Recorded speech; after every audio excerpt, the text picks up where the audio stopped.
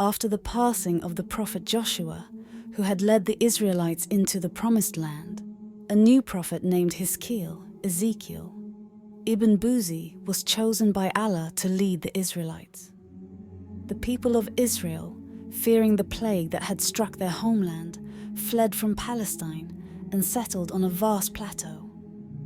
They believed they could escape the clutches of death, but the decree of Allah is inescapable. Almighty Allah, in His infinite wisdom and power, commanded them, "Die!" And in an instant, every one of them perished, leaving behind nothing but bones scattered across the land.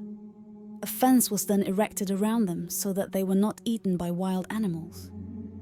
Centuries passed, and one day, as Hizqeel, alayhi salam, was traveling, he came upon this desolate place.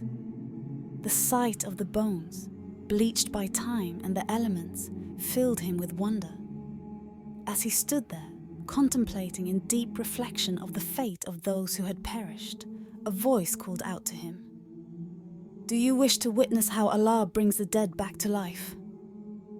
With awe and reverence, Hizqeel, alayhi salam, replied, "Yes." Then Allah commanded him to call out to the bones. Hizqeel, alayhi salam, obeyed, and with the power bestowed upon him by Allah, he cried out, "O you bones, Allah commands you to gather together." Miraculously, the bones began to move, rattling across the ground, joining one to another until they formed complete skeletons. Then Allah instructed Hizqeel to call upon the bones to be covered in flesh and blood. As Hizqeel gave the command, flesh and sinew grew upon the skeletons, and they became whole once more. Finally, a voice said, "Call them to rise." Hizqeel, alayhi salam, called out, and with the will of Allah, the bodies were restored to life. Thousands of people who had once perished stood before Hizqeel, their hearts filled with the recognition of Allah's power. As one, they praised their Creator, saying, "Blessed are you, O Lord, and all praise belongs to you." This miraculous event, witnessed by Hizqeel, alayhi salam, was a testament to Allah's boundless power and mercy. The place where this resurrection occurred became known as Damadan.